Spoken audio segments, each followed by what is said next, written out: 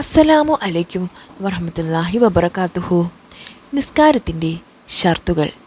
നിസ്കാരം ശരിയാവണമെങ്കിൽ അതിനു മുമ്പ് നാം ചിലത് ചെയ്യേണ്ടതുണ്ട്. ഇതിനാണ് നിസ്കാരത്തിൻ്റെ ഷർത്തുകൾ എന്ന് പറയുന്നത്. നിസ്കാരത്തിൻ്റെ ഷർത്തുകൾ 5 ആകുന്നു. 1. സമയം ആയെന്ന് അറിയുക. ഓരോ നിസ്കാരത്തിൻ്റെയും പ്രത്യേക സമയം ഉണ്ട്.